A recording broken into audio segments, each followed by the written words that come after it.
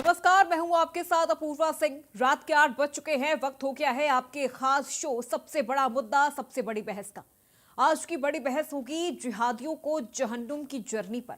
महज 24 घंटे और दंगाइयों को सीएम योगी का तीसरा अल्टीमेटम।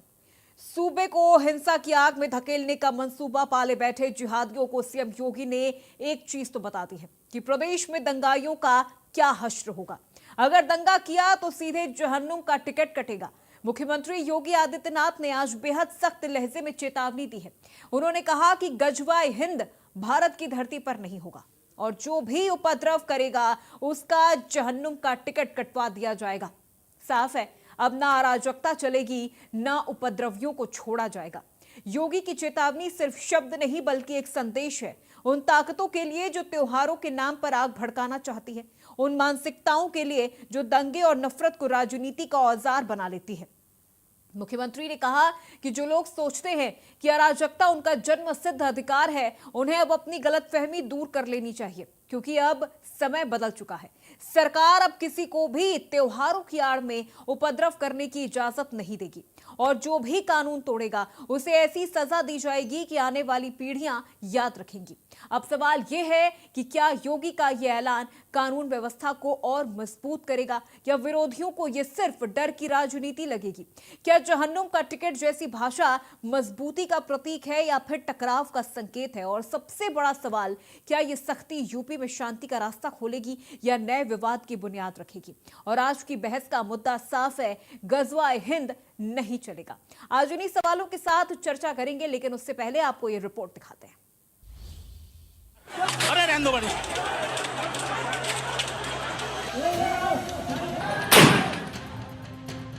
बरेली में आई लव मोहम्मद का चढ़ा बुखार योगी सरकार ने उतार दिया है। 26 सितंबर को जुमे की नमाज के बाद आई लव मोहम्मद के समर्थन में बरेली की सड़कों पर जो अराजकता फैलाई गई, जो बवाल काटा गया, उसकी प्लानिंग सुनियोजित तरीके से की गई थी। यूपी के कई शहरों में आई लव मोहम्मद की आड़ में माहौल बिगाड़ने को लेकर मुस्लिम समुदाय के कुछ असामाजिक तत्वों के दिमाग में चल रहे फितूर को अब यूपी सरकार जड़ से कुचलने का मन बना चुकी है। बरेली में उत्पात मचाने वालों को योगी सरकार ने जैसा सबक सिखाया है, यूपी सरकार वैसा ही सबक बाकी उपद्रवियों को सिखाएगी। बरेली से पहले कई शहरों में इस तरह की रैलियां और जुलूस निकाले गए। योगी की पुलिस ने ऐसे लोगों को कड़ी चेतावनी दी, आगाह किया कि हिंदुओं के त्योहार के दौरान किसी भी तरह की उकसावे की साजिश नाकाम कर दी जाएगी। बवालियों ने कई जगहों पर पुलिस को निशाना भी बनाया, लेकिन पुलिस ने संयम से काम लिया। हल्का बल प्रयोग कर भीड़ को खदेड़ते हुए चेतावनी भी दी। बावजूद इसके बरेली में शुक्रवार को जो कुछ हुआ उससे सरकार का सब्र जवाब दे गया। बरेली हिंसा के सूत्रधार मौलाना तौकीर रजा की गिरफ्तारी तो हुई ही, 14 दिनों के लिए जेल भी भेज दिया गया। अब योगी सरकार ने ऐसे उपद्रवियों को न सिर्फ बरेली की तरह सबक सिखाने की बल्कि जहन्नुम भेजने की बात कही है। सीएम योगी ने ताकीद करते हुए कहा कि अराजकता कतई स्वीकार नहीं है, बिना मांगे जहन्नुम का टिकट कटवा देंगे। लातों के भूत बातों से नहीं मानते, दुस्साहस करोगे तो वैसे ही पिटोगे जैसे बरेली में पीटे गए। मुख्यमंत्री योगी आदित्यनाथ ने बरेली में बच्चों की आड़ लेकर बवाल मचाने वालों को भी कड़ी चेतावनी दी और कहा कि अराजकता फैलाने वाले बच्चों का भविष्य बर्बाद कर रहे हैं। आज चौराहे चौराहे पर जाकर के कितने कमजोर और कायर हैं छोटे छोटे बच्चों को, जिनके हाथों में कलम होनी चाहिए, जिनके हाथों में नोटबुक होनी चाहिए, जिनके हाथों में विज्ञान और गणित की पुस्तकें होनी चाहिए, उनके हाथों में आई लव मोहम्मद का पोस्टर देकर के, तख्तियां देकर के समाज में अराजकता पैदा करने का कार्य कुछ लोग कर रहे हैं। इनको यह भी नहीं मालूम कि उनकी जिंदगी तो बर्बाद है ही है, लेकिन इन बच्चों की भी जिंदगी को ये लोग बर्बाद करने पर उतारू हो रखे हैं। हिंदू त्योहार के मौके पर हिंसा और उत्पात मचाकर माहौल बिगाड़ने वालों के खिलाफ साधु संतों से लेकर आम लोगों में भी गुस्सा है। अराजक तत्वों के खिलाफ लोग योगी के बुलडोजर एक्शन की मांग कर रहे हैं। आई लव मोहम्मद के जवाब में आई लव महादेव और आई लव बुलडोजर का कैंपेन चला रहे हैं। तस्वीरें वाराणसी की हैं। 80 घाट पर गंगा आरती के दौरान बड़ी संख्या में लोगों ने शांति संदेश के साथ बवालियों के खिलाफ पोस्टर लेकर बुलडोजर एक्शन की मांग की। अलीगढ़ में करणी सेना ने आई लव मोहम्मद के खिलाफ आई लव सनातन की मुहिम शुरू की। कानपुर से शुरू हुए आई लव मोहम्मद के विवाद पर राजनीति भी जारी है।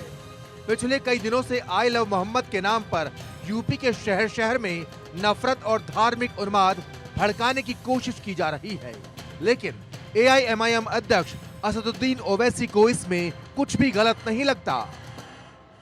इसमें कौन सा एंटी नेशनल बात है, इसमें कौन सा वायलेंस का प्रमोशन का बात है। जब लव से लव आ रहा है तो उसमें आपको तकलीफ क्यों हो रही है? इसका मतलब आप लव के खिलाफ हैं, आप मोहब्बत को मानते ही नहीं है।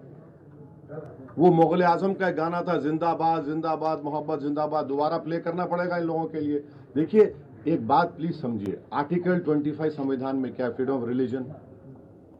अगर मैं जिसमें मुझे मोहब्बत है और मुसलमान उस वक्त तक मुसलमान नहीं होता जब तक कि वो प्रॉफिट मोहम्मद को अल्लाह का आखिरी नबी रसूल ना माने, और उस वक्त तक उसका ईमान मुकम्मल नहीं होता जब तक कि वो दुनिया में तमाम चीज़ ज़्यादा प्रॉफिट मोहम्मद को चाहे।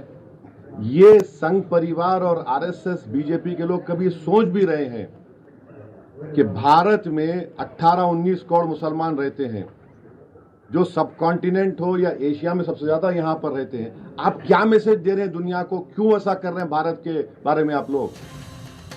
यूपी में अगले ही साल पंचायत चुनाव होने वाले हैं। चुनाव को लेकर ध्रुवीकरण की राजनीति भी शुरू हो चुकी है। आई लव मोहम्मद विवाद में समाजवादी पार्टी भी कूद पड़ी है। लखनऊ में आई लव योगी के पोस्टर लगाए गए तो समाजवादी पार्टी भी पोस्टर वार पर उतर आई। लखनऊ में समाजवादी पार्टी के दफ्तर के बाहर आई लव अखिलेश के पोस्टर लगाए गए हैं। इनमें आई लव सामाजिक सौहार्द, I love Samajwadi party, I love धरती पुत्र के लाल, श्री अखिलेश जैसे स्लोगन लिखे हैं। राजनीतिक दल भले ही चुनावी रणनीति के तहत ध्रुवीकरण की राजनीति कर रहे हों, लेकिन यूपी में दंगा फसाद, हिंसा आगजनी करने वालों को योगी सरकार ने सीधा और साफ संदेश दे दिया है। अराजकता फैलाई, गजवाए हिंद का सपना देखा, धर्म की आड़ लेकर अपने मंसूबों को अंजाम देने की कोशिश की तो फिर हश्र भी वैसा ही होगा। Bureau report, India news. तो रिपोर्ट आपने देखी। अब सीधे चर्चा की शुरुआत करते हैं, क्योंकि इस विषय पर चर्चा इसलिए भी जरूरी हो जाता है क्योंकि ये समझना होगा कि यहां पर जो ये पूरा उपद्रव हुआ है, जो ये बवाल हुआ है, क्या इसके पीछे का मास्टरमाइंड तौकीर रजा ही है या कोई विदेशी ताकतें हैं जो तौकीर रजा का भी इस्तेमाल कर रही हैं और भोले भाले मासूम युवाओं को बरगला रही है। मेहमान हमारे साथ जुड़ गए हैं, एक करके उनका परिचय आपसे करवा देते हैं। RK मिश्रा हमारे साथ जुड़ चुके हैं, नेता है बीजेपी पार्टी से। मिश्रा जी बहुत स्वागत आपका। चंचल कुमार यादव हमारे साथ जुड़ गए हैं, प्रवक्ता है समाजवादी पार्टी के। चंचल कुमार जी बहुत स्वागत आपका। वकार अहमद हमारे साथ जुड़ गए हैं, मुस्लिम स्कॉलर हैं। वकार साहब बहुत स्वागत आपका। स्वामी शैलेंद्र गिरी महाराज हमारे साथ जुड़ चुके हैं, महामंडलेश्वर के तौर पे। स्वामी जी बहुत स्वागत आपका। और हमारे सहयोगी भी हमारे साथ जुड़ गए हैं, सीधे उनका रुख करते हैं। सबसे पहले अपने सहयोगी का मैं रुख करूंगी और उनसे जानने की कोशिश करूंगी कि किस तरह की स्थिति इस वक्त बनी हुई है और उपद्रव को लेकर क्या अपडेट मिल रहा है। क्या माहौल पहले से शांत हो गया है या अभी भी छुटपुट ऐसी हरकतें या इस तरह की कोई घटनाएं हो सकती है, ऐसी कोई इनपुट आपको इस वक्त मिल रहा है? पूर्व ये उत्तर प्रदेश है। उत्तर प्रदेश में सीएम योगी आदित्यनाथ ने सीधे कहा कि देखिए पहले वाला ये उत्तर प्रदेश नहीं है कि यहाँ कर्फ्यू लगा देंगे। और आपको बता दें 24 घंटे के अंदर अंदर सब कुछ शांत हो गया। कल दुकानें खुली थी और आज भी सुबह से लगातार दुकानें खुली रहीं और लोग जो व्यापारी थे उन्होंने कहीं ना कहीं पुलिस वालों के ऊपर फूल बरसाए। तो कहीं ना कहीं उत्तर प्रदेश है, उत्तर प्रदेश में अगर कोई कानून हाथ में लेगा तो उसके खिलाफ कड़ी कार्रवाई की जाएगी। आप चाहे तौकीर रजा हो, देखिए इसके पहले बलरामपुर में कार्रवाई की गई, तौकीर रजा के खिलाफ कार्रवाई की जाए, लेकिन एक बड़ा सवाल उठता है, बड़ा सवाल ये उठता है तौकीर रजा जैसे लोग क्या चाहते हैं? इनको तो ये चाहिए, आप धर्म गुरु, आपको चाहिए कि एक हाथ में कहीं ना कहीं लैपटॉप दे, एक हाथ में कुरान दे। आप ऐसा क्यों नहीं करते हैं? आप ऐसे मंसूबों को क्यों लगातार इस तरीके से फैलाते हैं कि कहीं ना कहीं इस तरीके से नफरत फैल जाए आपस में? तो कहीं तो, और जब नफरत फैलती है तो कौन लोग उसमें आते हैं? उसमें आम लोग आते हैं, उसमें सिद्धार्थ हो, रहीम या फिर कोई हो, रहीम हो, सिद्धार्थ हो, सब लोग इसमें कहीं ना कहीं नुकसान होता है। तो ये जो तौकीर रजा लोग हैं, इनके लिए, ऐसे लोगों के लिए सीएम योगी आदित्यनाथ ने सीधे कहा उपद्रवी है, कोई उपद्रवी बचेगा नहीं, बिल्कुल, और सब बिल्कुल उपद्रवियों के सिद्धार्थ, खिलाफ और देखिए- FIR की जाएगी। आज भी उन्होंने बलरामपुर से कहा कि ये मत सोचिए कि यहाँ डेमोग्राफी आप बदल सकते हैं, या पत्थर हाथ में नहीं देंगे, ये उत्तर प्रदेश है। बिल्कुल और उत्तर सिद्धार्थ, प्रदेश में कानून डेमोग्राफी का राज है। बदलने की बरेली अगर की बात किसी ने करें, कोशिश बरेली में- की तो फिर उसका जहन्नुम का टिकट कटेगा। सीधे मेहमानों का रुख करते हैं। सिद्धार्थ, आप बने रहिए हमारे साथ, लगातार आपसे और अपडेट हम लेते रहेंगे। मिश्रा जी, डेमोग्राफी बदलने की कोशिश हो रही है क्या उत्तर प्रदेश की? इस तरह की जो घटनाएं हो रही हैं, बरगलाया जा रहा है युवाओं को, जेंजी एक नया शब्द यहां पर निकलकर सामने आ गया है, हर कोई इससे अब वाकिफ हो गया है नेपाल में हुई उस पूरी उपद्रव के बाद। अब उत्तर प्रदेश में भी क्या वही पैटर्न नजर आ रहा है? और अगर आ रहा है तो फिर ये कैसे, इन चीजों को कैसे रोका जाएगा? क्योंकि उत्तर प्रदेश में तो योगी आदित्यनाथ की सरकार, उन्होंने कल खुद कहा कि ये पता हो जाए मौलवियों को कि सरकार किसकी है, शासन किसका है। अपूर्वा जी, ये बहुत बड़ी बात है, मैं एक छोटी बात नहीं समझता हूँ। योगी आदित्यनाथ जी का शासन हो और उत्तर प्रदेश के अंदर में दंगा हो जाए, मुझे लगता है जो कि कहीं ना कहीं दंगाई के जो पीछे कुछ ऐसी मंशा वाले व्यक्ति हैं, कुछ ऐसी पार्टियां हैं जो कहीं ना कहीं उनको बल तो मिलता है। क्योंकि हमने जिस तरह से देखा है जो 2017 से पहले जो 7 जो दंगे हुए थे, उस दंगों के बाद उत्तर प्रदेश के अंदर में 2017 के बाद, मैं अगर 2017 के बाद अगर बात करता हूं तो दंगाइयों का जिस तरह से हश्र हुआ है, उसके बावजूद भी अगर दंगा हो रहा है, मुझे लगता है जो कहीं ना कहीं ऐसे व्यक्ति को स्पेस मिल रहा है कहीं ना कहीं। और ये जैन जेड जिस तरह की बातें हो रही है, चाहे वो कांग्रेस की पार्टी के राहुल गांधी जी हो या अखिलेश यादव जी, कहते हैं जो कि बड़े भाई प्रदेश की जो सरकार है वो सद्भावना से चलती है। तो अगर प्रदेश की सरकार सद्भावना से चलती है तो महानुभाव, मैं पूछना चाहता हूं, क्योंकि जब बाबरी मस्जिद का कांड हुआ था और कार से फूट के ऊपर में आपने गोली चलाई थी, उस समय में आपकी सद्भावना कहां चली गई थी? क्या उस समय में ये सद्भावना वाली सरकार नहीं होनी चाहिए थी? मैं पूछना चाहता हूं, समाजवादी पार्टी हो या कांग्रेस हो, इन लोगों को जो हवा देने वाली जो भी ये मौलाना हो, ये अपने आप को बड़े ही इंटेलेक्चुअल मानते हैं, वो इस प्रदेश के अंदर में जो अशांति फैलाने का प्रयास कर रहे हैं, वो कभी सफल नहीं होंगे। ये आपने देखा होगा जो कि बरेली हो या कानपुर हो, आप आई लव मोहम्मद करिए भैया, आपको किसने आपको रोका है? लेकिन आपको किसने अधिकार दिया क्योंकि उत्तर प्रदेश के अंदर में आप पत्थरबाजी करेंगे, आप पुलिस प्रशासन के ऊपर में पत्थरबाजी करेंगे, आप गोलियां चलाएंगे? ये हिम्मत आपको कहां से आती है? यही हिम्मत को तोड़ने का प्रयास जिस तरह से हुआ है, मैं कह रहा हूं जो कि ये बरेली के अंदर में नहीं, कानपुर में या प्रदेश या देश के किसी भी कोने में अगर इस तरह की अराजकता की अगर स्थिति आएगी, उनके साथ सख्ती से निपटा जाएगा। और माननीय जोगी जी ने जो कहा है, जो प्रदेश में किसकी सरकार है, ये दंगाइयों को, ये मौलानाओं को पता होना चाहिए। मैं इतना कहना चाहता हूँ, कोई भी दंगाई नहीं बचेगा। जांच का विषय है, जांच होने दीजिए। तो भी चाहे वो व्हाट्सएप ग्रुप को हो, चाहे मौलाना तौकीर रजा हो, जो भी इसके पीछे होगा उसको छोड़ा नहीं जाएगा। चलिए ठीक है मिश्रा जी, मैं लौटूंगी आपके पास। वकार अहमद जी, तौकीर रजा को पहले हाउस अरेस्ट किया गया, फिर गिरफ्तार कर लिया गया, बरेली जेल से फतेहगढ़ लेकर जाया गया है। मास्टरमाइंड कहा जा रहा है इन तमाम बवाल के पीछे। उनके कई बयान हमने सुने कि किस तरह से वो भड़का रहे हैं युवाओं को।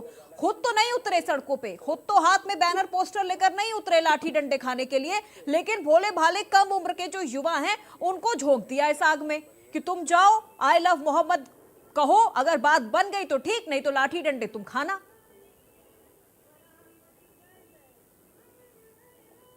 वकार साहब जी, मैं ये आपका एक सोच है, विचार है उस मैटर पे, या योगी जी का अपना विचार है? सब लोग एक तरह का विचार रख रहे हैं, मुसलमानों का अलग विचार इस पे है। थोड़े दिन पहले तौकीर रजा साहब ने योगी जी की जम करके तारीफ की थी। हम्म।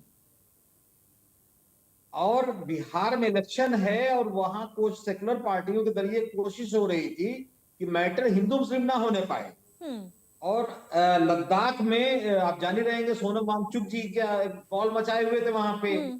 तो लोगों का ये मानना है कि ये बीजेपी के एजेंट हैं तौकीर रजा साहब, इन्होंने जानबूझ करके इस टाइम पे, गलत टाइम पे हिंदू मुस्लिम किया है। तो आप जैसे सोचें, लेकिन आम मुसलमान इस तरह सोच रहा है कि तौकीर रजा सरकारी आदमी है और उनको सरकार के ऊपर बल मिलता है सरकार की वजह से, और वो बैठ करके पसमानदा गरीब मुसलमानों को ले जा करके झोंकते हैं और यूपी को हिंदू मुस्लिम करा रहे हैं। जब भारत के मेजॉरिटी अब मुसलमान हिंदू मुस्लिम से बचना चाह रहे हैं, वो सेकुलर पॉलिटिक्स की तरफ बढ़ रहे हैं, वो कांग्रेस की तरफ बढ़ रहे हैं, तो ये लोग आई लव मोहम्मद हो या कोई भी इस तरह की चीज, रोजी रोटी, सच्चर कमेटी, रंगना मिश्रा कमीशन के बजाय ये नॉन इश्यूज को क्यों लेके आ रहे हैं? आप जो भी सोचें, बीजेपी वाले जो भी सोचें, लेकिन हमारा मुसलमान ये सोच रहा है कि बहुत सारे उलमा हैं जो बीजेपी संघ के साथ मिले हुए हैं, जिसमें इलियासी साहब हैं जो बाकायदा हमारे राष्ट्रपति जी नहीं पूछी गई थी, लेकिन इलियासी साहब को बाकायदा बुलाया गया था राम मंदिर के उद्घाटन में। साजिद रशीदी जिसको थप्पड़ मारा था सपा वालों ने, वो बाकायदा बीजेपी के प्रोग्रामों में जाते हैं और तौकीर रजा को नहीं कोई पूछ रहा है। तो ये चाह रहे हैं कि कुछ और बवाल करके हम अखिलेश की तरफ, अखिलेश को ब्लैकमेल करें ताकि अखिलेश हमको राज्यसभा या एमएलसी दे दें। तो इनके बारे में मैम इसको सीरियसली लीजिएगा। मुसलमान जो है ये सोच रहा है, आप सोशल मीडिया पर उसको चेक कर सकते हैं कि इनको सरकारी आदमी माना जा रहा है तौकीर रजा साहब को, और कोई वो इस्लाम का काम नहीं कर रहे हैं और ना कोई मामला है। जी ठीक है चंचल यादव जी, अब आपका स्टैंड क्या है? वकार अहमद साहब से आप एग्री करते हैं या समाजवादी पार्टी का इस पर कोई अलग स्टैंड है? क्योंकि अभी तक जितने बयान समाजवादी पार्टी के लीडर्स के या प्रवक्ताओं के सुनने को मिल रहे हैं, सब यही कह रहे हैं कि अरे ऐसा नहीं होना चाहिए था, वो तो वहां जा रहे थे, फिर उनके ऊपर लाठी डंडे बरसा दिए गए, ये चीज गलत है, पुलिस ने ऐसा कर दिया, पुलिस ने वैसा कर दिया, ये नहीं होना चाहिए था, वो तो बड़े मासूम थे जो लोग वहां पर गए थे, अपनी बात ही तो रख रहे थे। तो इससे कुछ अलग स्टैंड है चंचल कुमार यादव आपका? देखिए, सबसे पहली बात तो यह है कि मोहब्बत और अमन चैन का देश है, इस और अल्लाह तेरे नाम सबको सन्मत दे भगवान। भारतीय जनता पार्टी के लोगों को समझना पड़े, ये देश महात्मा गांधी का है, बाबा साहब अम्बेडकर साहब का है, ये देश जो है राम और लोहिया का है, ये देश जयप्रकाश नारायण जी का महापुरुष देश, ये अमन चैन का रहा है। इसमें जो नफरत घोरने का काम बीजेपी के लोग करते हैं, कोई बीजेपी का प्रवक्ता बगैर अध्या में गोलीबारी की मानता ही नहीं। ये वो लोग हैं जो केवल अमन चैन बिगाड़ने का काम करते हैं। बांट दिया इस धरती को, क्या चांद सितारों का, नदियों के कुछ नाम रखे बहती धारों का क्या होगा? शिव की गंगा भी पानी है, जमजम भी पानी है, मुल्ला भी पिए पंडित भी पिए, पानी का मजहब क्या होगा? इनका भाजपाइयों से पूछो, क्या सूरज अलग बनाओगे? एक हवा में सांप की क्या हवा भी नहीं चलाओगे? और मैं बताऊं आपको कि आज के समय में ये भारतीय जनता पार्टी के लोग झूठ बोलने के लिए ट्रेंड किया जाता है। मुख्यमंत्री जी जो बयान देते हैं, कभी कभी हास्यास्पद लगता है कि 2017 से पहले कोई मेट्रो नहीं चलती थी पूरे प्रदेश में, 6 जिलों में मेट्रो चलती है। मजा है कि 5 जिलों में मेट्रो इन्होंने उद्घाटन पिछले 8 बजे दे रहे हैं, गोरखपुर और कहीं पर नहीं दे पाए। वही झूठ बोलने का काम। अब बताओ, जब सरकार हजारों करोड़ रुपए विज्ञापन पे खर्च करोगी, सरकार योगी सरकार फिर कह रही है कि ये कह रहे हैं कि अगर अपराधी को मालूम हो जाता है योगी का शासन है तो अपराध नहीं करता है। अरे तो बताओ मेरे भाई मित्रा जी, एनसीआरबी का डेटा है 2017 में 8016 दंगे हुए एनसीआरबी की रिपोर्ट के हिसाब से। 2017 में 8,990 हुए, 2018 में 8,900 हुए, निरंतर बढ़ते चले गए। लेकिन इन भाजपाइयों को अपना दंगा नहीं दिखाई देता है। 22 का दंगा हुआ, इनके एक विधायक सरगम सिंह ने स्पष्ट कहा कि 9 भाजपाई दंगियों ने दंगा फैलाया, लेकिन बाबा का बुलडोजर वहां नहीं आएगा, क्योंकि जो बाबा का बुलडोजर है उसकी देखें, वो देखते कौन से जाति का है, कौन से धर्म है, कौन से संप्रदाय है, वो देखिए। लेकिन इनको नहीं समझ में आएगा। आज नौजवान पूछ रहा है, पूरे देश का नौजवान दिग्भ्रमित है, पूरे देश का नौजवान ये बात की उम्मीद खत्म कर चुका है। वो कहता है रोजगार खत्म कर मोदी जी ने, वो कहता है जी के बस का प्रदेश नहीं है। केवल और केवल आज उत्तर प्रदेश में लूट खसूट भ्रष्टाचार फैल गया है। आज के समय अगर हम बात करें उत्तर प्रदेश की, हमारे मिश्रा जी बैठे हैं, इनसे अगर पूछ लिया जाए कि एनसीआरबी की रिपोर्ट के हिसाब से Uttar Pradesh police constable death में गुजरात के बाद नंबर 1 है, महिला अपराध में उत्तर प्रदेश नंबर 1 है, और कह रहे हैं कि बाबा का बादल, बिजली, बरखा या फिर वो कोई मंदी का झोंका, इन्हें किसी ने भी नहीं रोका। ये है सिपाही, ये इन्वेस्टेड रहते हैं, ये एसआईपी करते हैं, ये है सिपाही। जो आगरा के होटल में गए अभी गिरफ्तार हुए कल परसों में, आप सोचो कितने पैसे सोच रहे थे वो। और ये तो लोग आसाराम बापू से आशीर्वाद लेते आए हैं। अगर आप देखो प्रधानमंत्री जी से लेकर बीजेपी अधिकतर मुख्यमंत्रियों से लेकर के सब बाबा आसाराम बापू के चरणों पड़े रहते थे, बाबा राम रहीम के पड़े रहते थे। आज बताओ, तो मैं ये पूछना चाहता हूँ सवाल, आज के समय का नौजवान कहता है बताओ रोजगार का क्या करोगे, आप बताओ जो वोट छोड़कर दुनिया में नारा ट्रेंड हो रहा है उसके बारे में क्या कहोगे। आज नौजवान ये पूछता है कि नौजवान को रोजगार चाहिए, नौजवान को एजुकेशन चाहिए, आप बताओ प्रदेश के। ठीक है चंचल यादव जी, अब एक मिनट किसान सर, महिलाएं परेशान हैं, महिलाएं परेशान हैं, युवा चाहता है एक अच्छा भविष्य उसको मिले, एक सुरक्षित वातावरण उत्तर प्रदेश में हो, रोजगार मिले उत्तर प्रदेश के नौजवानों को, अच्छी एजुकेशन हो। तो फिर चंचल यादव जी कल जो बैनर पोस्टर लेकर नौजवान उतरे उसमें कहीं हमको ये तो नहीं लिखा हुआ कहीं नहीं दिखा we want education, we want employment, we want secure environment, ऐसा कुछ हमको नहीं नजर आया। क्यों? क्या कल जो युवा उतरे वो अलग थे, उनको ये सब कुछ नहीं चाहिए था, उनको ये नहीं चाहिए था? बहुत अच्छा सवाल किया, मैं आपका दिल से धन्यवाद करता हूँ। नहीं मैडम, बहुत अच्छा सवाल आपने किया, मैं आप दिल से धन्यवाद देता हूँ। जब ये सरकार की प्रायोरिटी है, समझिए बात को, नौजवान जो धरने बैठेंगे उनके ऊपर लाठियां खाई जाएंगी, अगर कांवड़ लेके जाओ आपके ऊपर फूल बरसाता किया जाएगा, आप वही दोहरा चरित्र भाजपा सरकार का। मैं कहना चाहता हूं कि सरकार का काम धर्म का प्रचार करना नहीं है, सरकार का काम कैसे लॉ एंड ऑर्डर मेंटेन रहे। आप मुझे बताइए, अभी बीजेपी का एक विधायक राजी बैठे हैं, इधर बीजेपी के एक विधायक जो है वर्मा लखीमपुरी के विधायक, मुख्यमंत्री के सजाती व्यक्ति ने दौड़ा के पीटा अवधेश सिंह जी ने। क्या कही जरा मुझे बताइए, क्योंकि वो पिछले भाजपा पीढ़ी समझा। आज मैडम की ताकत को एहसास हो गया है, इसलिए ठीक है, मैं आऊंगी आपके पास। स्वामी शैलेंद्र जी से एक सवाल है, उसके बाद में फिर राकेश जी का रुख करूंगी, माफ कीजिएगा आर के मिश्रा जी का रुख करूंगी, कुछ जवाब उनसे भी लेते हैं। ठीक है स्वामी जी, जिस तरह से हाथों में कल युवा बैनर पोस्टर लेकर आई लव मोहम्मद लेकर वो निकल रहे हैं, अब उन्होंने तो एक्शन कर दिया, अब उस एक्शन का रिएक्शन भी नजर आ गया। कुछ लोग हाथों में आई लव महादेव, आई लव महाकाल ये बैनर पोस्टर लेकर निकल रहे हैं। फिर ऐसे तो ये चीजें बढ़ती चली जाएंगी और फिर बढ़ेंगी तो फिर इसी तरह की तस्वीरें हमें नजर आएंगी। अब अगर एक पक्ष आई लव मोहम्मद का पोस्टर बैनर लेकर उतर गया तो फिर तो कल को हिंदू भी उतर जाएंगे सड़कों पे, सोमवार को आई लव महाकाल का पोस्टर लेकर निकल जाएंगे, मंगलवार को आई लव बजरंगबली का पोस्टर लेकर निकल जाएंगे, शनिवार को आई लव शनिदेव का पोस्टर लेकर वो निकल जाएंगे।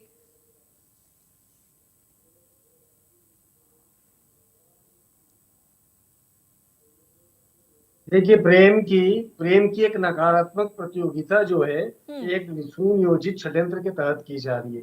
देखिए, आम व्यक्ति तो उसमें था ही नहीं, आम जन जो था वो तो रोटी कपड़ा मकान शिक्षा चिकित्सा की जद्दोजहद के अंदर उलझा हुआ रहता है।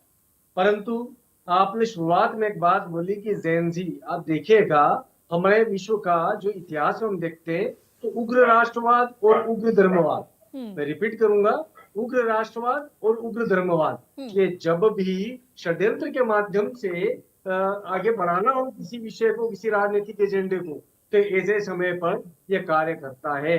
हमारे यहाँ का जैन जी इतना कमजोर कभी भी नहीं रहा, किंतु उनको कमजोर करने के लिए उनके अंदर एक धर्म की गुट्टी डाली गई कि भाई आपका धर्म असुरक्षित है। ये असुरक्षा कहाँ से आई? ये असुरक्षा देने वाले लोग कौन है? हम राष्ट्रीय सुरक्षा एजेंसियों की जो सलाह है उनको पालन करें।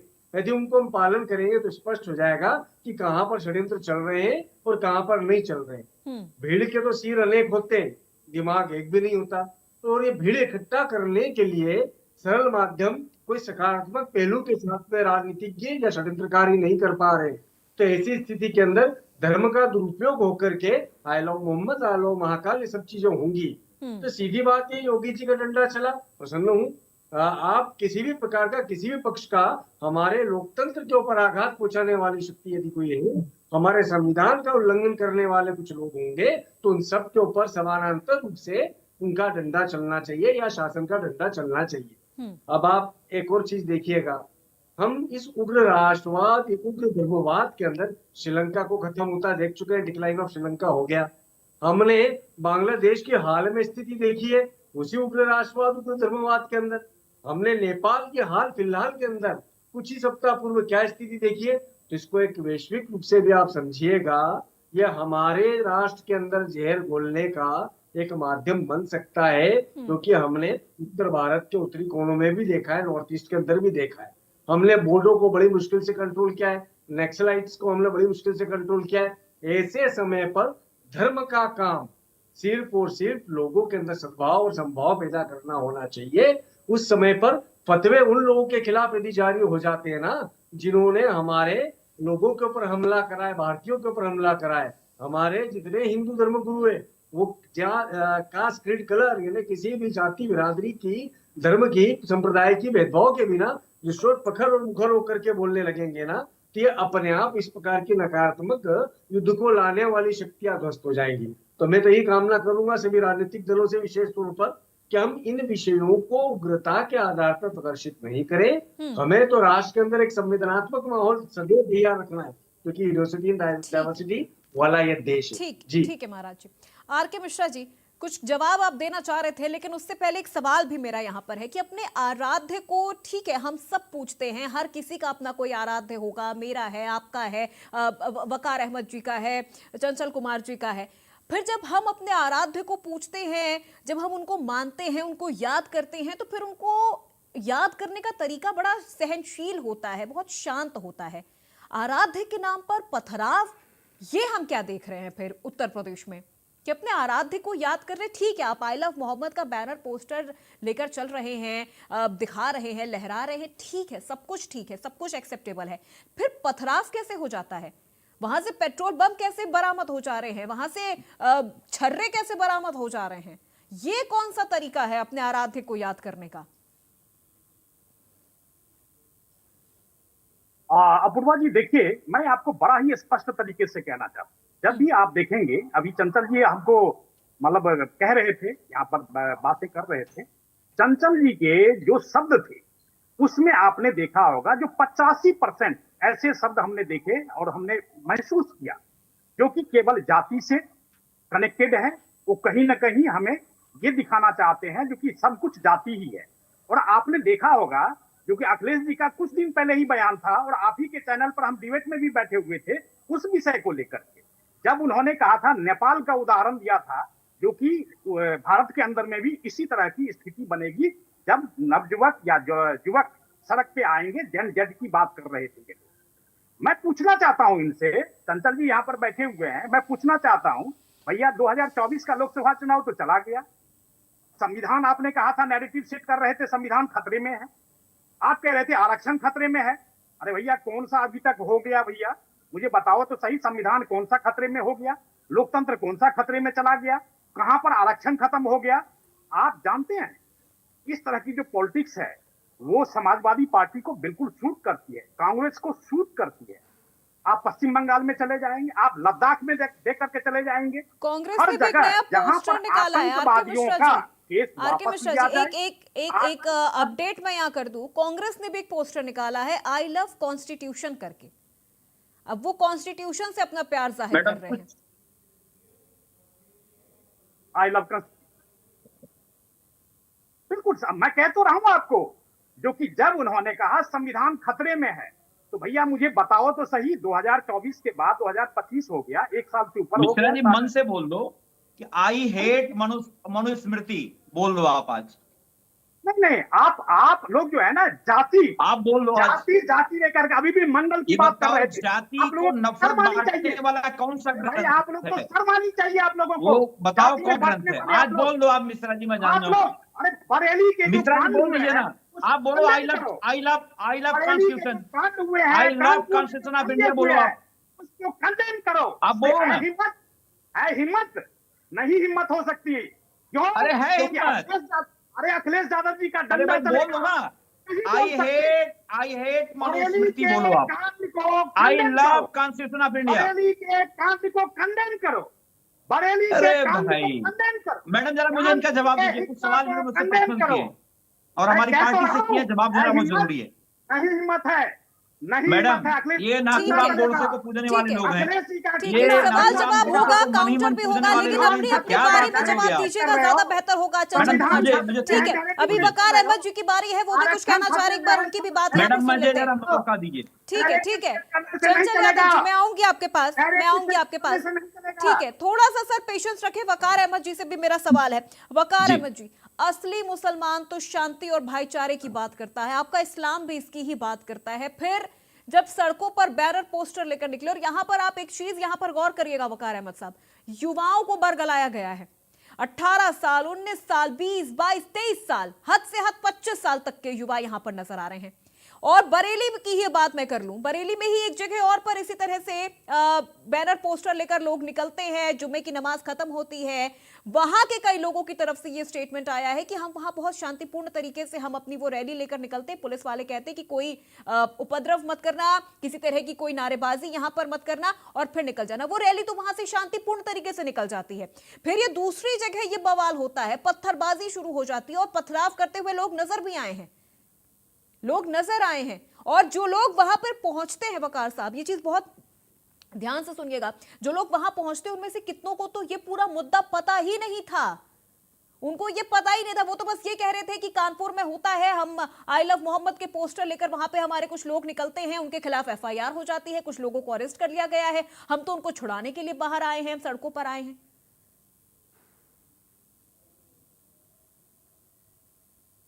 वकार साहब, ये तो सीधे तौर पर बरगलाया गया है ना, उनको झूठी जानकारी दी गई है। देखिए मैं आवाज आ रही क्या? जी जी आ रही है।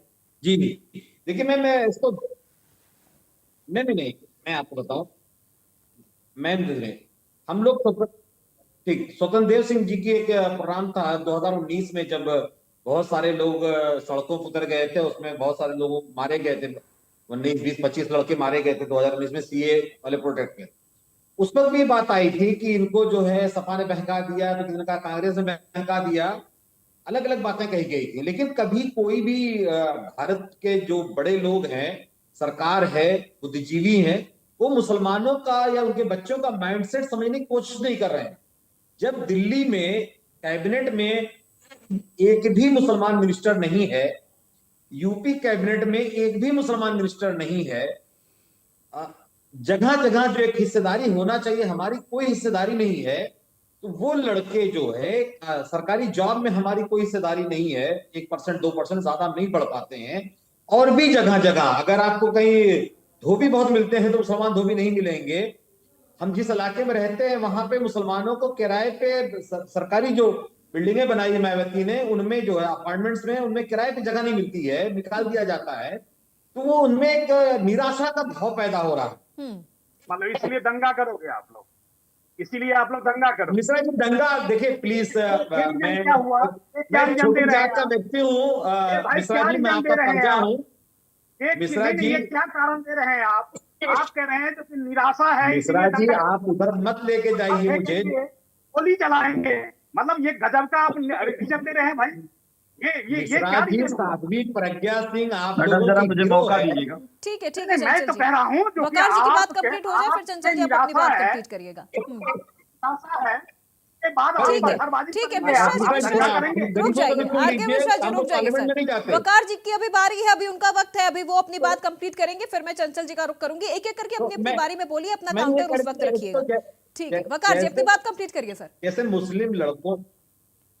जैसे मुस्लिम लड़कों में एक निराशा का भाव है कि हमारी सरकार नहीं है, हमारी सरकार सुन नहीं रही है, वो कांग्रेस के जमाने में भी था, इस वक्त बढ़ गया है। अब उनको वर्गलाना आसान हो जाता है। उनको ये खबर दी गई कि अब भारत में आदमी मोहम्मद का नाम भी नहीं ले सकता। हेलो, तो उस बात पे वो भीड़ इकट्ठा हुई, क्या हुआ क्या नहीं वो तो हमारी सरकार पुलिस ज्यादा जानती है। लेकिन जिस तरह मिश्रा जी कह रहे हैं, मैं ये चाहूंगा कि मुसलमान जो बच्चे हैं वो उनके अपने बच्चे हैं, उनकी अपनी सरकार के बच्चे हैं, देश के बच्चे हैं। अगर तौकीर रजा टाइप के लोग अगर उनको बहका रहे हैं तो ये जिम्मेदारी मिश्रा जी की भी है कि उन्हें अपना समझें। और एक और चीज मैं बार बार कह दूं कि इस वक्त जितने दंगा फसाद फैलाने वाले लोग हैं वो सब सपा को गाली देते हैं। जो मुस्लिम है, मुस्लिम की मैं बात कर रहा हूं, सब सपा को कोस रहे हैं और बीजेपी की तारीफ कर रहे हैं। और ये तारीफ इन्होंने भी जम करके किया था तौकीर रजा साहब ने। ये वीडियो भी वायरल हो रही है कि तौकीर रजा ने अखिलेश के खिलाफ 2012 में भी चुनाव लड़ा था, इनको हराने की पूरी अरे कोशिश किया वकार था। साहब कहाँ बातें कर रहे हो आप? बातें मैडम, जी जो मिश्रा जी ने सवाल वाजिब किए, मैं बताऊं आपको, ये नफरती, सुनिए, नफरत बांटने वाले लोग हैं। इनका एक काम है जाति को जाति से लड़ाओ, धर्म को धर्म से लड़ाओ। ये अंग्रेजों से सीखते हुए लोग हैं। इनका इतिहास पढ़िए भाजपा का, जो आरएसएस का इतिहास रहा है। क्या इतिहास रहा है? चाहे वीर सावरकर का इतिहास आप पढ़िए, चाहे कई सारे ऐसे नेताओं का इतिहास रहा जो अंग्रेजों से पेंशन लेने का इतिहास रहा है। मैं उन बातों पे नहीं आना चाहता, मैं इतनी बात ईमानदारी से कहना चाहता हूं। मिश्रा जी ने एक सवाल वाजिब किया, बड़ी ईमानदारी से मैं एक जवाब देना चाहता हूं। उन्होंने कहा कि संविधान खतरे का जो 2020 में लोगों ने अंदेशा लगाया, अंदेशा लगा नहीं, हकीकत थी। आपके सांसद विधायक थे, आपके मंत्री कह रहे थे, एक दो नहीं, कह लोगों के रिकॉर्ड है, आप देख लेना। मैं बता दूं नाम आपको, लल्लू सिंह आपके सांसद। वो छोड़ो, मैं उस पर नहीं आना चाहता। लेकिन आप बताओ, क्या संविधान में नहीं है? एक ऐसा व्यक्ति जिसने कई सारे पेटेंट दिए, कई सारे, पूरी दुनिया में कई सारे अवार्ड मिले, देश में कई सारे अवार्ड मिले, 6 साल से शांतिपूर्वक तरीके से वो आंदोलन कर रहे थे, असत्या कह रहे थे, और उनको आपने दवाई बता के जेल में डाल दिया। वहीं पे आपका एक मंत्री, वर्तमान में मंत्री सरकार में, सरेआम वीडियो है। आर.के. मिश्रा जी, कभी जमीर पे हाथ, दिल पे हाथ रख कर आप बोल लेना, आप लोग कभी, उस व्यक्ति ने सरे दंगा भड़काया, सरेआम जो है नारे लगवाए और कहा कि अगर नहीं मानोगे तो हम लोग दंगा जो है छोड़ेंगे नहीं, और अगले दिन हफ्ते कई लोग मारे जाते हैं। लेकिन आज वो मंत्री बना दिया गया। और दूसरा मैं बताता हूं, आपको याद होगा, किसने दंगा भड़काया? नहीं चंचल जी, अभी हम कल के दंगे की बात कर रहे हैं। आर.के. मिश्रा कल का दंगा किसने भड़काया? Madam, R K. मिश्रा जी ने सवाल किए। अरे मैडम, उसी बात आ रहा हूं मैडम, ये दंगे की बात हो रही है ना मैडम। मैंने एग्जांपल देके बता रहा हूं, जब दंगाई सामने आ गए हूं, आप सोचिए मंत्री जी के ऊपर कितने सारे दंगे का आरोप थे, किसने ने सारे के सारे मुकदमे वापस लिए। हिंदुस्तान के इतिहास में पहली बार हो रहा है कोई मुख्यमंत्री अपने खुद के मुकदमे, वो भी काफी गंभीर मुकदमे वापस लिए। मुख्यमंत्री डिप्टी सीएम में होड़ मच गई थी, कौन ज्यादा मुकदमा लेगा। ये मैं उन बात पे नहीं आना चाहता, मैं एक बात कहना चाहता हूं। इनके विधायक सर्वेश्वर सिंह बहराइच के विधायक, प्रवक्ता जी, बीजेपी साथी, सुन लीजिए, आपके विधायक ने कहा बहराइच में 9 भाजपाई दंगा के नाम बकायदा। अब आप गड़े मुर्दे उखाड़ेंगे, फिर आर.के. मिश्रा जी इसको लेकर फिर वो अपने सरकार की, आपके कार्यकाल की, फिर वो 4 दंगे गिनवा देंगे। अभी हम उतना अभी सर हम पास्ट में जा ही नहीं रहे, अभी हम उतनी चर्चा कर ही नहीं रहे। अभी चर्चा हम कल के दंगे की कर रहे हैं। चंचल जी 1 मिनट सर, मेरा सवाल सुन लीजिए। हम अभी कल के दंगे की बात कर रहे हैं, ये क्या तमाशा है? अरे मैडम, अभी क्या तमाशा, और इसको किस तरह से कल भड़काया गया? कि शायद मौलाना भूल गया था कि उत्तर प्रदेश शासन क्या है।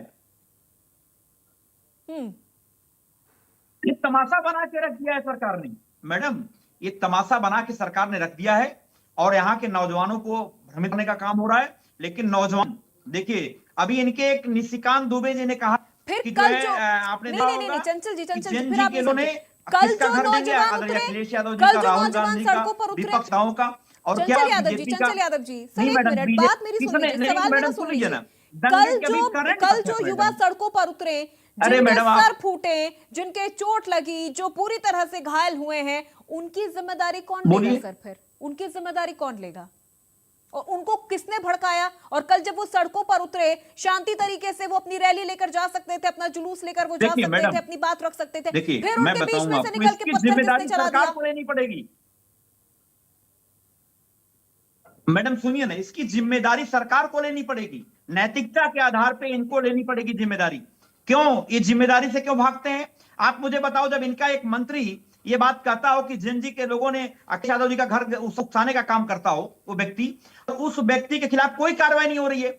और अंत में जब सोनम वांगचुक, एक ऐसे मास लीडर, एक ऐसे बेचारे, इतना उन्होंने देश के लिए बहुत बड़े काम किए हैं, उनको उन्होंने चलिए अभी अभी हम लद्दाख पर नहीं जाते, लद्दाख पर नहीं जाते, जेएनजी के जाएंगे लोगों तो ने फिर ही सोनम भाजपा का वांगचुक कर के भी कई और ऐसे पहलू हैं। चंचल यादव जी, सोनम वांगचुक के भी ऐसे बहुत सारे पहलू जो मैं यहाँ पे शायद खोल दूं तो आपको पसंद नहीं आएगा, आपको अच्छा नहीं लगेगा। अभी हम उस विषय पर ही नहीं जा रहे, अभी हम लद्दाख के विषय पर नहीं जा रहे, अभी हम बरेली के विषय पर रहते हैं, बरेली के विषय पर रहते हैं। सर, सरकार जिम्मेदारी लेगी, चलिए ठीक है, लॉ एंड ऑर्डर को मेंटेन करने की जिम्मेदारी सरकार की है, लेकिन वहां भीड़ में जिनके जेबों में पत्थर भरे हुए थे सर, उनको क्या किया जाएगा? उनके लिए फिर क्या किया जाएगा?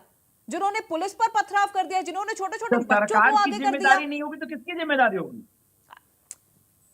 वाह चंचल यादव जी, मतलब एक तरफ जनता उतर जाए सड़कों पर, पथराव कर दे, पुलिस को घायल कर दे, फिर जब पुलिस लाठीचार्ज करे तो फिर जिम्मेदारी सरकार की। सरकार ने निभाई जिम्मेदारी, सरकार ने निभाई जिम्मेदारी, फिर क्यों तिल मिला रहे हैं? सरकार ने निभाई जिम्मेदारी, लाठी बरसाएं, नहीं मानते तो और इसके आगे भी कोई कार्रवाई होती।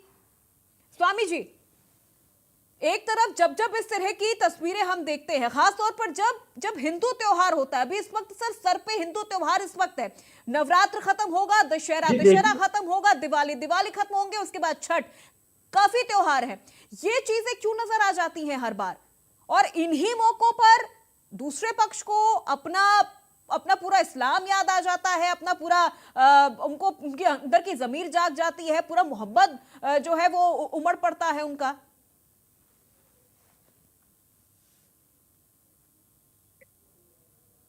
स्वामी जी, नहीं देखिए, मैं इस विषय को बहुत अलग तरीके से देखना चाहता हूँ, वो राष्ट्र हित में होना चाहिए। देखिएगा, जितनी भी हिंदू हो मुस्लिम हो, इनकी जो परंपराएं हैं, यदि उन परंपराओं के अंदर किसी भी प्रकार का नया कुछ इंट्रोड्यूस होता है, जिस प्रकार से ये पोस्टर वॉर चालू हुआ है, या कहीं से कहीं तक अलाउड नहीं है, इसकी अनुमति होनी ही नहीं चाहिए।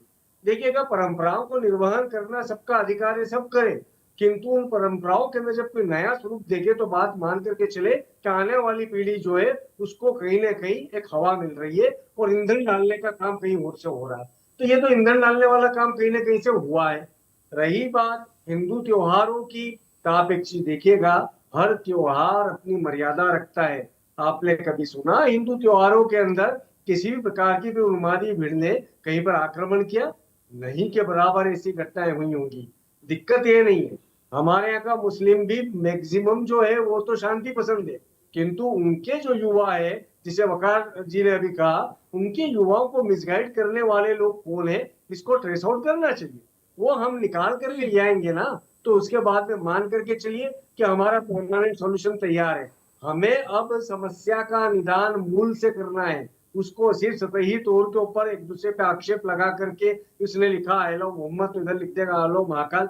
देखिए, सबकी मोहब्बत का, सबके प्रेम के इजहार का, एक्सप्रेशन का, अभिव्यक्ति का अपना अपना नजरिया हो सकता है, अपना अपना तरीका हो सकता है, किंतु ये अचानक आने वाली नकारात्मक प्रतियोगिता जो है, ये निश्चय ही सियासती है, ये निश्चय ही एक षड्यंत्र है। इस षड्यंत्र को हमें राष्ट्रीय सुरक्षा एजेंसी से आप पूछ लीजिए, उनको लगा दीजिए, आपको पूरा स्पष्ट हो जाएगा कि कहां पर हुआ। ये इतिहास के अंदर दर्ज है। पश्चिम बंगाल में हम देख रहे हैं, डेमोग्राफी को चेंज करने के लिए जब रोहिंग्याओं का इंट्रूजन हुआ, उनको अंदर घुसाने के भाव हुआ, तो उस समय पर भी बहुत सारी ऐसी घटनाएं घटी थी और अभी भी घट रही है कई जगहों पर।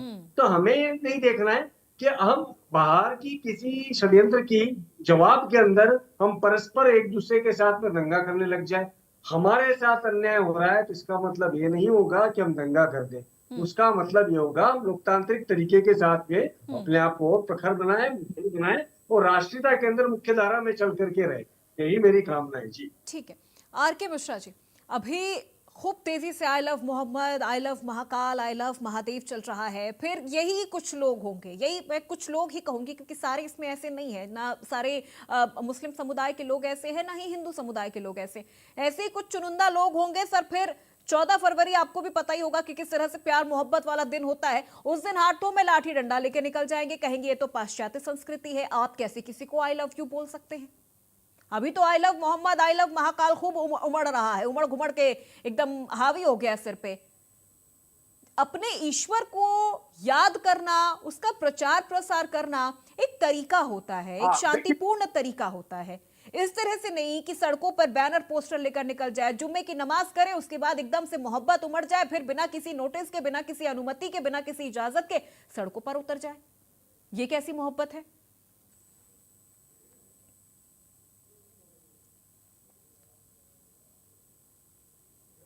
अपूर्वा जी देखिए, अभी ओवैसी साहब का मैं एक स्टेटमेंट आज पूरे दिन में सुन रहा था, वो आर्टिकल 25 की बात कर रहे थे।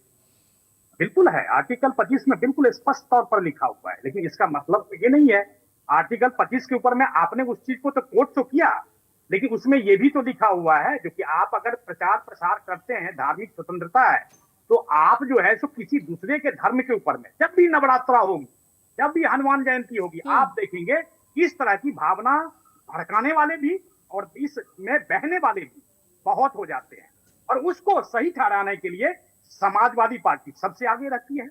आपने देखा होगा कुछ दिन पहले ही, मैं बात तो कर रहा हूं, कि नेपाल के आंदोलन को भारत में भी उसको समर्थन देने वाली पार्टियां यहां पर बिल्कुल है, और उन्होंने स्पष्ट रूप से कहा, जबकि एक समाजवादी पार्टी, एक उसके राष्ट्रीय अध्यक्ष, इतने जिम्मेदार व्यक्ति, इतने बड़े नेता, और उनको इस तरह की टिप्पणी करना, मुझे लगता है ये शोभा कहीं से नहीं देता। चंचल यादव जी अपने आप को बड़ा ही अपने आप को ये कहें, जो कि भाई मैं मतलब बिल्कुल पाक साफ हूं, मैं इतना कहना चाहता हूं, जो कि बरेली का जो कांड है, कानपुर में जो हिंसे है, या प्रदेश या देश के अंदर में कहीं पे भी हिंसा होती है, आप एक आंख से एक तराजू से तौलिए उसको। पश्चिम बंगाल में हो गई तो आप वहां पर चुप हो जाएंगे, गुजरात में हो गया तो आप वाहवाही करने लगेंगे, उत्तर प्रदेश में हो गया। मैडम एक बार कोई बोल रही है पश्चिम बंगाल कहाँ भाग रहे हो, उत्तर प्रदेश में रहो। वही चीज मैंने चंचल यादव जी पहले कहा था, आपने शुरुआत करी है, वो तो इसका एग्जांपल देंगे, मैं उनको कैसे रोकूं? आपने अगर 1 मिनट बोला तो वो भी 1 मिनट इस पर बोलेंगे, लेकिन ठीक है। आरके मिश्रा जी, बार बार ये कहा जा रहा है कि लॉ एंड ऑर्डर को मजबूत करने की जिम्मेदारी सरकार की थी। 1 मिनट चंचल यादव जी, मैंने एग्जांपल बताया, करने की जिम्मेदारी आरके मिश्रा जी सरकार की थी, ऐसा भी चंचल यादव जी ने कहा। मतलब एक तरफ लोग सड़कों पर हाथों में पत्थर लेकर, लाठी डंडे लेकर उतर जाएं, और फिर लॉ एंड ऑर्डर मजबूत करने की जिम्मेदारी सरकार की, सरकार ने मजबूत करी, लॉ एंड ऑर्डर फॉलो करवाया, फिर क्यों तिलमिलाहट हो रही है? आरके मिश्रा जी, क्या मजबूत किया? आप ये दंगे क्यों हुए? मिश्रा जी से इतनी बड़ी घटना होने के बाद क्यों ऐसी घटना हुई, मुझे बताइए आप जरा। नेपाल में दंगे हुए, आपने उसको सही क्यों ठहराया? आपने क्यों सही ठहराया? आप जैसे व्यक्ति के वजह से, अरे आपके निशिकांत दुबे ने सही ठहराया, सुन लीजिए आपके भाई, मंत्री ने सही ठहराया, आपको पता है मिश्रा जी? ठीक है, मुझे लगता है मिश्रा जी, चंचल यादव जी, ये वक्त इस वक्त आरोप प्रत्यारोप का नहीं है, ये वक्त आरोप प्रत्यारोप का नहीं है, इन चीजों को समझने की जरूरत है। सर, उसी भारत में आप भी रह रहे हैं, उसी भारत में आरके मिश्रा जी भी रह रहे हैं। अगर नुकसान होगा सर, भारत के किसी भी कोने में नुकसान होगा, तो वो नुकसान आपका भी होगा, वो नुकसान उतना ही आरके मिश्रा जी का भी होगा। तो प्लीज इसे राजनीतिक चश्मे से ना देखें कि वो बीजेपी के कार्यकाल में हुआ तो हम बिल्कुल पाक साफ है, या बीजेपी पूरी तरह से पाक साफ है, इस तरह से इसको ना देखें। वकार अहमद जी, समय दे दो, बता देता हूं। ठीक है, मैं आऊंगी आपके पास। वकार अहमद जी, क्लोजिंग कमेंट के साथ आप अपना जवाब दीजिएगा। छोटे छोटे बच्चों के हाथ में इस तरह से पत्थर थमा दिया गया है, जिनके हाथों में इस वक्त किताब होनी चाहिए थी, लैपटॉप होना चाहिए था, उनके हाथों में पत्थर थमा दिया गया है, और तौकीर रजा जैसे लोग उनको बरगला रहे हैं, उनको भड़का रहे हैं, और वो सड़कों पर उतर जा रहे हैं, लाठी डंडे खा रहे हैं, सर फोड़वा रहे हैं, लेकिन उनकी जिम्मेदारी लेने वाला कोई नहीं है।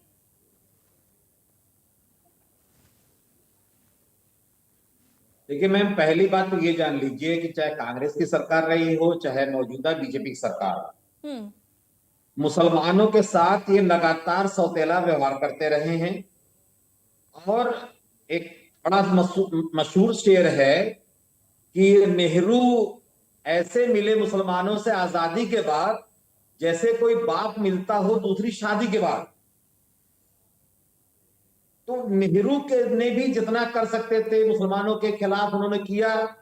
और इस वक्त जो है, जो बीजेपी की सरकार है, उनके पास जैसे लगता है ना पाकिस्तान से कोई मतलब है, ना कोई चीन से मतलब है, उनका सारा गुस्सा, सारा सिस्टम मुसलमानों के खिलाफ काम कर रहा है, कभी किसी बहाने, कभी किसी बहाने। एक यूनिवर्सिटी बनी मतलब 2 यूनिवर्सिटियां बर्बाद कर दी गई। एक मोहम्मद अली जौहर यूनिवर्सिटी, अगर दिक्कत आजम खां से थी, आजम खां को हटा के किसी दूसरे मुसलमान को वाइस चांसलर बना के यूनिवर्सिटी को रन करा देते।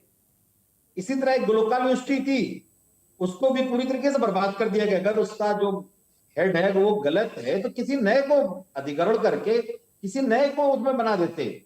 आप हमें ना पढ़ने दे रहे हैं, ना हमें नौकरी करने दे रहे हैं, और जहां जहां मुसलमानों के पास कारोबार था वहां वहां किसी न किसी बहाने दंगा करके, चाहे ठीक है। मऊ हो, चलिए ठीक है हो, वकार है, भागलपुर वक्त हो, की कमी है, वहां दंगा वक्त की करके कमी है उसको सर। तोड़ आखिरी दिया के 2 गया। मिनट इस वक्त बचे हैं। क्लोजिंग कमेंट चंचल यादव जी से भी मैं ले लूं इस पूरे विषय को लेकर। चंचल यादव जी, योगी आदित्यनाथ की जो ये सख्ती है, अब ये सख्ती शांति के तौर पर आप देखते हैं उत्तर प्रदेश में होगी, या फिर आपको लगता है कि इसको लेकर कोई और आगे सियासी बवाल हो सकता है? मैम एक लाइन से बोलना चाह रहे थे उस शक्ति के ऊपर। ठीक है जी जी एक जी लाइन बोल वकार के है, जल्दी चंचल जी को दे सर। दीजिए, बस 10 सेकंड से भी कम। जी हम ये कह रहे हैं, जो बार बार शक्ति की बात हो रही है, तो योगी जी को प्राइम मिनिस्टर बना दिया जाए या इनको रक्षा मंत्री बना दिया जाए, क्योंकि भारत में इतने बड़े मसले नहीं हो रहे हैं, इसे कोई भी हैंडल कर लेगा। लेकिन विश्व में हमें योगी जी की जरूरत है ताकि अमेरिका को, पाकिस्तान को ठंडा कर सके। बस मेरी इतनी सी बात। चलिए ठीक है, चंचल यादव जी। देखिए मैडम, ये शक्ति केवल प्रोपेगेंडा है।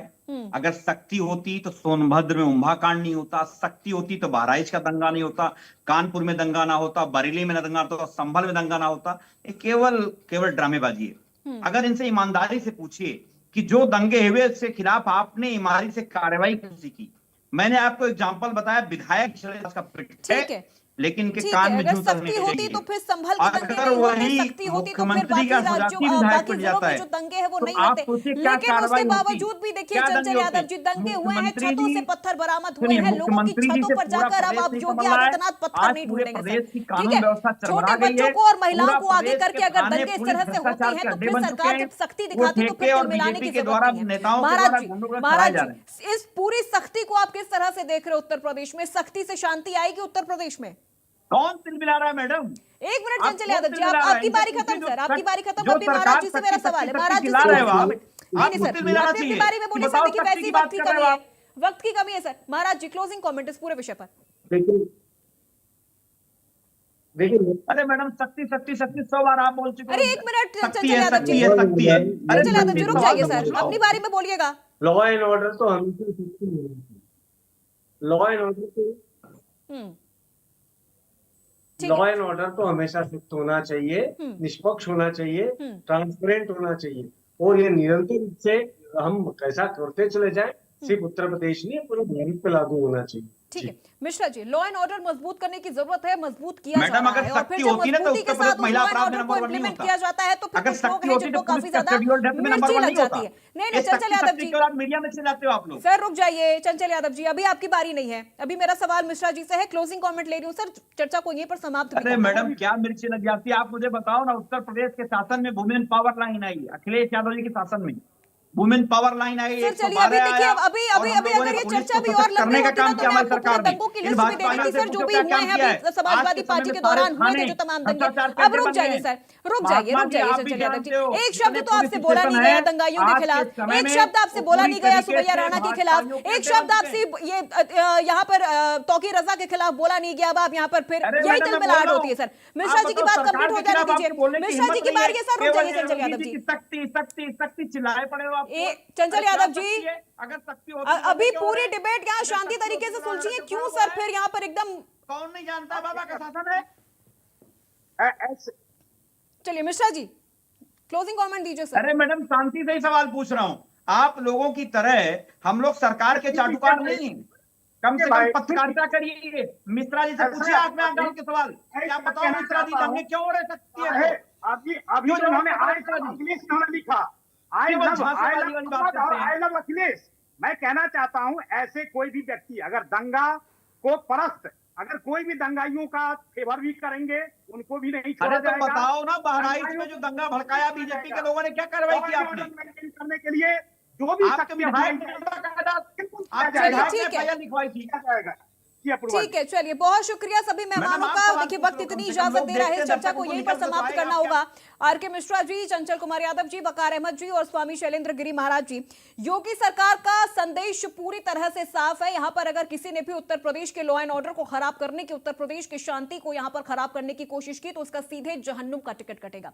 लेकिन यहां पर एक सवाल भी उठ रहा है योगी आदित्यनाथ के इस पूरे संदेश को लेकर कि क्या इससे वाकई उत्तर प्रदेश में शांति आएगी या फिर एक नए सियासत को यह जन्म देगी। क्योंकि अभी जिस तरह से आरोप प्रत्यारोप लग रहा है, बीजेपी, समाजवादी पार्टी, कांग्रेस या फिर मुस्लिम समुदाय के लोग, सबसे बड़ा सवाल यहां पर यह है कि आखिर मुस्लिम समुदाय के लोगों को बरगला कौन रहा है। क्या इसके पीछे तौकीर रजा ही सिर्फ एक है, उसे गिरफ्तार कर लेने से चीजें पूरी तरह से शांत हो जाएंगी, या तौकीर रजा को सिर्फ एक यहां पर मोहरे की तरह इस्तेमाल किया जा रहा है, मास्टरमाइंड कोई और है।